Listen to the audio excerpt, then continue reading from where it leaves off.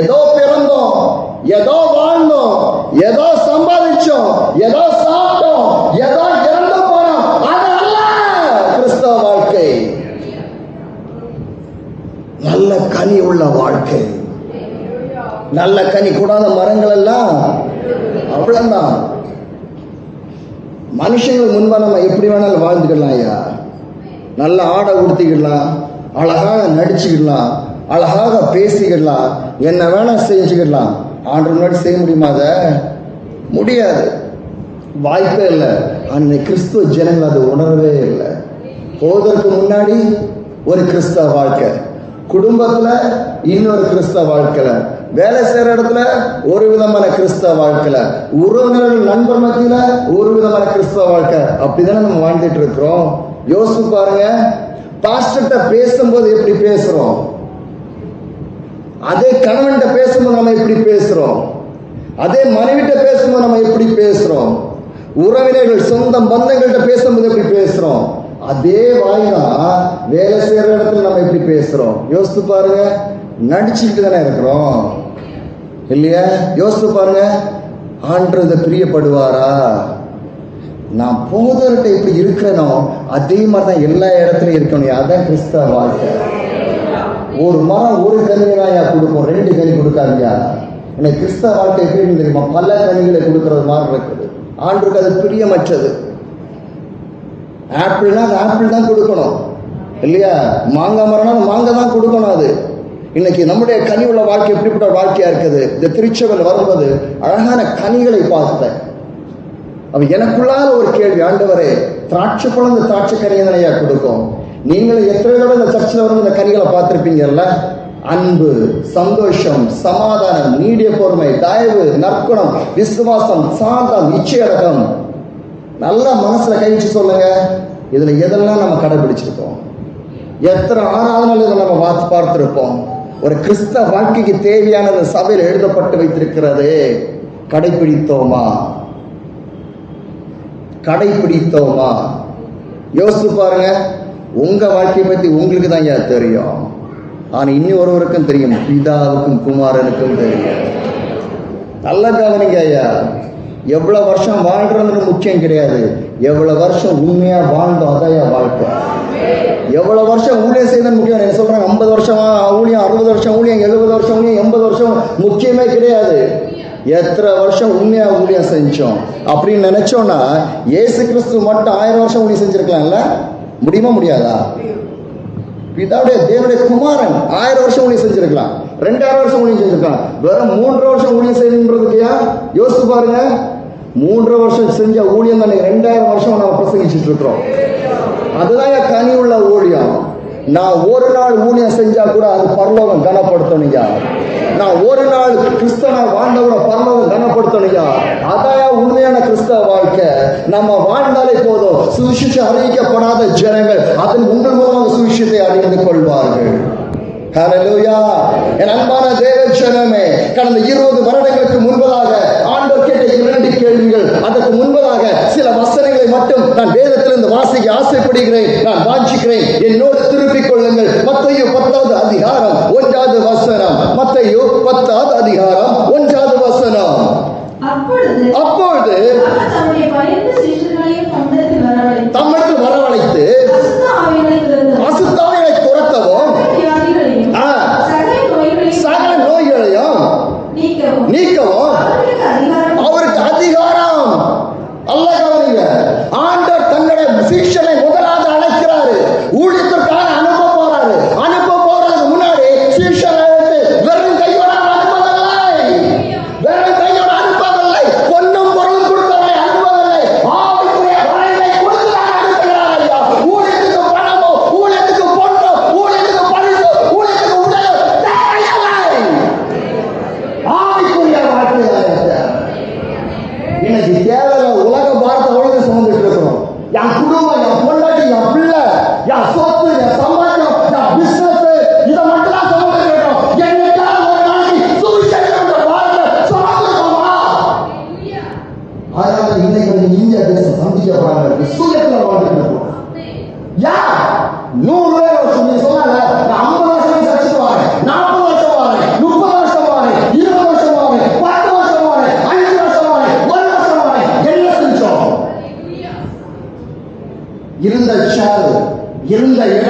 அதை விட்டு நகரவே இல்லையே.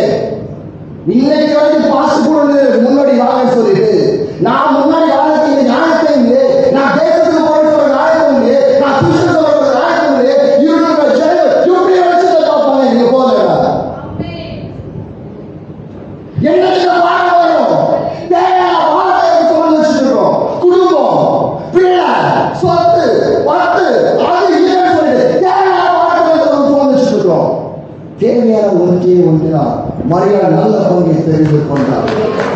இன்னைக்கு மாட்டாளை போல கிறிஸ்தவ வாழ்க்கை இருந்துட்டு அநேக சபைகளுக்கு மாட்டாளை போல எந்த மனிதனை போல இருப்பார்கள், எந்த கிறிஸ்தவ வாழ போகிறது, எந்த தமிழ் வாழ போகிறது, எந்த கன்னட வாழ போகிறது.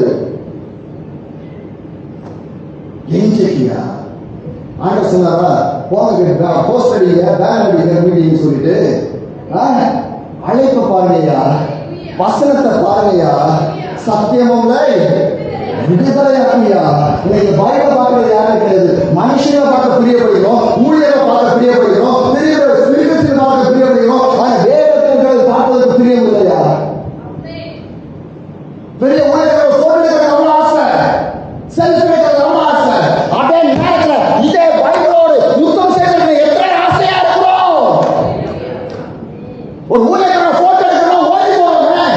அந்த ஊழியரை கூட்டமா இந்த ஊழியரை கூட்டமான்னு சொல்லி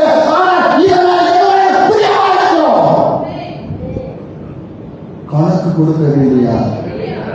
அதனால இந்த செய்தி தொடர்ந்து ஒரு வசனத்தை வாசனை வெளிப்படுத்த 22:12 இதோ சீக்கிரமாக வருகிறேன், அவன் நாளைக்கு தக்கதான பலன். அப்படின்னா இங்க இருக்கிற ஒவ்வொரு நல்ல எண்ணி வச்சிருக்க, இங்க இருக்கிற ஒவ்வொருத்தரும் ஆண்டு கேள்வி கேட்பாரு. ஏன் தெரியுமா? 40 வருஷம் சர்ச்சை வந்தல, 50 வருஷம் சர்ச்சை வந்தல, 30 வருஷம் சர்ச்சை வந்தல, 20 வருஷம் சர்ச்சை வந்தல, 10 வருஷம் வந்தல, 5 வருஷம் வந்தல, கணக்கு கேட்பாரு. ஓட முடியாது, ஒழிய முடியாது. எங்கேயும் ஓடி ஒழிய முடியாது. அவர் கணக்கு கேட்கிற நேரத்தில் சொல்லிதான் ஆகணும்.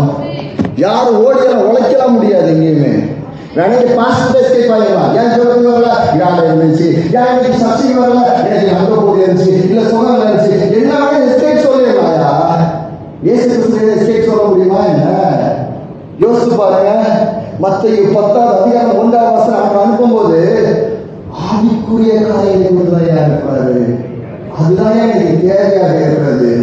2வது வசனத்தை வாசிங்கள். அடிப்படை என்ன சொல்றாரு? மத்தேயு 10:7 வாசித்துக் கொள்ளுங்கள். போகையில் பரலோக ராஜ்யம் சமீபித்திருக்கிறது. போகும்போது நீ தீர்க்கதரிசனம் பேச சொல்லி அனுப்பல, போகும்போது சொல்லி அனுப்பாங்க, போகையில் நீ பரலோகத்தை குறித்து பேசலையே. அதை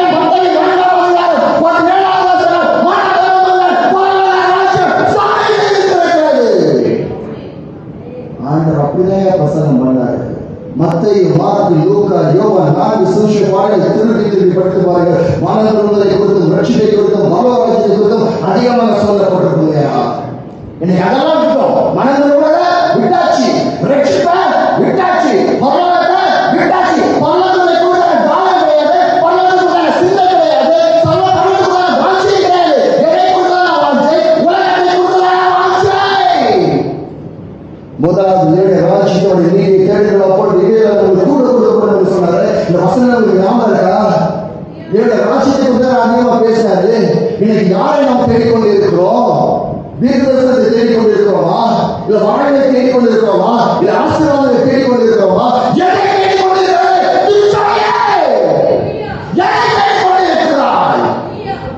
இன்றைக்கு தேவனுக்கு நடக்காவிட்டால், இன்றைக்கு தேவனுக்கு பயப்படாவிட்டால் ஒரு நாள் நரகத்துக்கு பயப்பட போகிறார். இன்னைக்கு நீங்க ஆண்டவருக்கு பயப்படலைன்னா ஒரு நாளைக்கு நரகத்துக்கு பயப்பட போறீங்க. அந்த நாள்ல உங்க அப்பா, உங்க அம்மா, உன் கணவன், உன் மனைவி, உன் பிள்ளை, உன் சொத்து, உன் ஆஸ்தி, உன்னை எதுவும் இருக்காது, எது இருக்காது. ஒரு ஆத்மா நரகத்துக்கு போயிடுச்சுன்னா, நான் வார வழியெல்லாம் ஒரு சபை கடையில் சுட்டு இருந்தது மயானத்தை பார்த்தேன். இன்னைக்கு யாரும் அதை முடிச்சுட்டாங்க. அந்த ஆத்மா உடலுக்கு போச்சா? அதை தாண்டி தான் டெய்லி வாங்க. எனக்குள்ள கேள்வி அதை கிராஸ் பண்ணி போது யாரோ முடிஞ்சிருச்சு. அதை தாண்டி தான் வந்துருக்கீங்க எல்லாருமே. கேட்டுச்சு அந்த மனசுல அந்த ஒரு கேள்வி, இந்த ஆத்மா பரவத்துக்கு போச்சான்னு சொல்லிட்டு கேட்டுச்சா? அப்படின்னு இன்னைக்கு ரட்சிக்கப்படல. இன்னைக்கு வரைக்கும் ரட்சியம் பாரமே இல்லையே, பாரமே இல்லையே.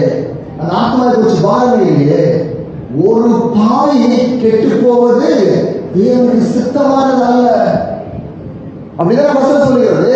யோவான் 3:16 என்ன சொல்லுகிறது? God so loved this world, so he gives only one begotten son for us, to not to perish, to have an everlasting life. ஒருவன் கெட்டு போக கூடாது. தேவன் அந்த குமாரனை நமக்கு கொடுத்தாரே.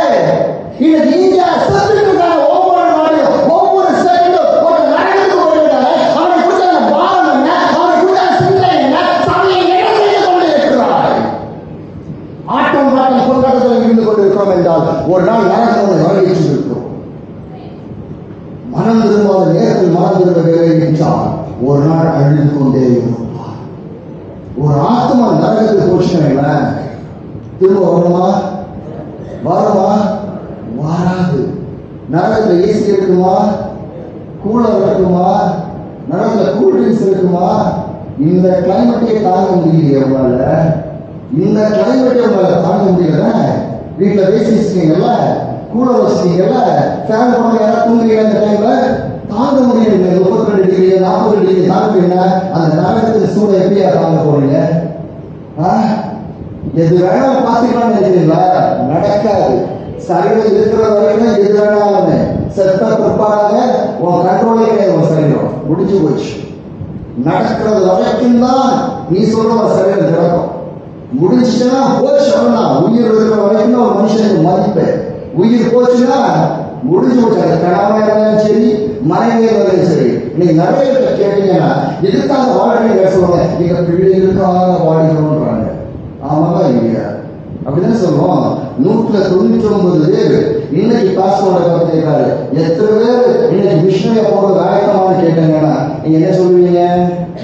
ஐயா மனைவி, ஐயா பிள்ளை, ஐயா வேலை, அடுத்த சாப்பாடு, நான் என்ன பண்ணணும்? இந்த கேள்வி வருமா வராது? பேரு அவங்க கூட்ட போது பேரு சொன்னாங்க, என் பொண்ணு போய் கேட்டு வரேன்னு சொல்லலாமா இல்லையா? இல்ல இல்ல. அதனாலதான் பேரு அவங்க பயன்படுத்தினாரு. இன்னைக்கு ஆண்டு நிறைய பயன்படுத்த நினைக்கிறாரு. அதுக்கு நம்ம தான் ஒப்பு கொடுக்கல. பிரியாணி சாப்பிட்ட நாங்களே பிரியாணி சாப்பிட்டுட்டே இருக்கோம். அப்படின்னா வசனம் கேட்டனாலே வசனத்தை கேட்டுட்டு இருக்கோம். வசனத்தை கேட்காத ஒருத்தர் யாரையா சொல்றது? இங்க கேட்டு கேட்டு கேட்டு பெரிய தொப்பையை விழுந்து போச்சு. அது டைஜஷன் ஆக மாட்டேங்குது. அது டைஜஷன் ஆகுறது எங்க ஓடுது. ஆத்மா அங்கிட்டு ஓடுது. கிறிஸ்து இங்கே இருக்கிறாங்க, அங்க ஓடுறாங்க. கிறிஸ்து அங்கே இருக்கிறாங்க, அங்க ஓடுறாங்க. அப்படிதானே? நீ கிறிஸ்தவ ஓடுதா இல்லையா? அங்கிட்டு ஓடுறான். இதோ அற்புதம் செய்ய வந்துட்டா அங்கிட்டு ஓடுறான். இதோ ஆசீர்வாதம் செய்ய வந்துட்டா அங்கிட்டு ஓடுறான். இயேசுக்காக யாரையா ஓடுறது? இயேசுக்காக யாரையா ஓடுறது? இன்னைக்கு மனுஷங்களை பார்த்து பார்த்தே வாழ்ந்து போயிட்டோம். நம்ம மனுஷங்களை பார்த்து பார்த்தே நம்ம வாழ்ந்து போயிட்டோம்யா. ஆண்டவர் பார்க்கறதே கிடையாது. அவரை பார்த்தவர்கள் பிரகாசம் அடைந்தார்கள். ஹல்லேலூயா. அன்பான தேவச்சனமே, நல்ல கவனிங்க இந்த வசனத்தை. மத்தேயு 10:7 என்ன சொல்லுது? என்ன சொல்றாங்க? பரலோக ராஜ்யத்தை குறித்து பிரசங்கின்றாப்ல. சரி, இப்போ முதல்ல என்ன சொன்னாரு? வரத்தை கொடுத்துட்டாரு. அடுத்த போவது என்ன செய்யுது? அந்த வரத்தை நீ பயன்படுத்த என்ன சொல்லு? பரலோக ராஜ்யத்தை குறித்து பிரசங்கம் பண்ணு அப்படின்ட்டாப்ல. அடுத்த ஆண்டு என்ன சொல்றாரு பாருங்க. 8:9 வாசிங்க. 8, 9, 10. வியாதியுள்ளவர்களை சுத்தமாக்குங்கள், குஷ்டரோகிகளை சுத்தப்படுத்துங்கள், மரித்தோரை எழுப்புங்கள், பிசாசுகளை துரத்துங்கள், இலவசமாய் பெற்றீர்கள், இலவசமாய் கொடுங்கள். அந்த வார்த்தை போட்டு வச்சிடுங்க. இது எல்லாத்தையும் சொல்லிட்டு மரித்தோரை எழுப்புங்கள், பிசாசை துரத்துங்கள் எல்லாத்தையும் சொல்லிட்டு இலவசமாய் இலவசமாய் ஒரு சுவிசேஷகன் இலவசமாக தான் ஊழியத்தை செய்ய வேண்டும். நான் ஒரு சுவிசேஷம் சொல்லிட்டு எனக்கு கூட்டத்தை கூட்டுறது சுவிசேஷம் அல்லையா? இடிந்து போன மதில் சொல்வதற்காக ஒருவர் அழுதாங்க. அவன் பேர் என்ன? நெகேமியா. இடிந்து போன திருச்சபை எழுப்புவதற்காக தான் ஆண்டவரை வைத்திருக்கிறாரே தவிர சபைகளை இடித்து தரமாட்டி தன்னுடையக்காக கூட்டத்தை சேர்ப்பதற்காக ஆண்டவர் நீங்க எங்களை வைக்கலையா? இன்னைக்கு தமிழ்நாட்டில் ஊழியம் மாறி போச்சு. ஏதோ 2-3 அற்புதங்கள் நடந்தாலே அதுன்னு ஒரு கூட்டத்தை சேர்த்துடுறாங்க. அது அல்லையா ஊழியம்? அப்படின்னா இஸ்ரேல் தேவாலயம் இருந்துச்சா இல்லையா? இயேசு ஊழியம் செய்யும்போது இருந்துச்சா இல்லையா? அந்த இஸ்ரேல் தேவாலயத்தை இயேசு பிரசனம் பண்ணாரா இல்லையா? பண்ணாங்கல்ல. அவர் நினைச்சது நீங்க ஒரு ஆளுக்கு கட்டிக்கலாம்ல, கட்டிட்டு வந்து முடியாதா? முடிச்சிருவாங்கல்ல. அவர்கள் ஒரு கூட்டத்தை சேர்த்துக்க முடியும்ல, அவர்கள் ஒரு வரமாட்டை பார்த்துக்க முடியும்ல. செஞ்சாரா? செய்தாரா? இல்ல இல்ல. இன்னைக்கு ஊழியர்ல பாருங்க, சுஷியன்றாங்க, தீர்க்கதரிசி சொல்றாங்க. தீர்க்கதரிசிகள எதுவுமே இருக்கக்கூடாது. தீர்க்கதரிசிகள் எல்லாமே இருக்கு தமிழ்நாட்டில். தீர்க்கதரிசி பேரை வச்சுக்கிட்டு சுஷியன் பேரை அவங்க எல்லாமே இருக்கு. எப்படி மாறிட்டு பாருங்க ஊழியம். வேதத்தின் அடிப்படையில் ஊழியமா, சுய இச்சைகளுக்கு ஊழியமா? எப்படி ஊழியத்தை மாற்றி வச்சிருக்காங்க தமிழ்நாட்டுக்குள்ளாக? அதனாலதான் இன்னைக்கு தமிழ்நாட்டுடைய நிலைமை எந்த நிலைமைக்கு இருந்து கொண்டே இருக்கிறது. மாய வித்தைக்காரனை போல ஊழியம் செய்து கொண்டே இருக்கிறோம் இன்னைக்கு. ஆனா உணர்வுல நாம அதை பின்பற்றி கொண்டிருக்கிறோம். அதான் வேதனைக்குரிய விஷயம். பல நேரங்களில் சொல்லும்போது சபையை இடிப்பதற்காக ஆண்டவர்கள் அழைக்கல, சபையை வறுமைப்படுத்துவதற்காக அழைக்கல, சபையை கட்டி வைப்பதற்காக ஆண்டவர்கள் அழைத்திருக்கிறார். அதான் சுவிசேஷனோட வேலையை. ஏன் தெரியுமா? என் ஊழியத்துக்கு தேவையே கிடையாது, என் ஊழியத்துக்கு கெட்டதே கிடையாது, என் ஊழியத்துக்கு கோவர்க்கர்ஸ் கிடையாது, என் ஊழியத்துக்கு யாருமே கிடையாது. ஆனா இயேசு கூட இருக்கிறார். வேற எதுவும் இல்லையா வேணும் நமக்கு? நான் கெட்டதை கட்டி வச்சு 4 கூட்டத்தை கூட்டி அதுக்கு யாராவது எனக்கு வருமானம் வரும். தமிழ்நாட்டில் என்னென்னமோ நடக்குது. அதனால மதுபான கடையில் அழைச்சப்பட்டுச்சா இல்ல, கூடுதான் செஞ்சிச்சு. விபச்சாரம் குறைச்சாங்க, கூடதான் செஞ்சிச்சு. மரணம் குறைச்சாங்கன்னா கூடதான் செஞ்சிச்சு. அப்படி ஆகும் இல்லையா? பேப்பர் படிக்கிறீங்களா இல்லையா? அதென்ன கூடுது. இன்னைக்கு பைபிளை யாரும் திரும்பி பார்க்கறது கிடையாது. ஒரு ஊழியக்காரர் என்ன சொல்றாரு அதுதான்.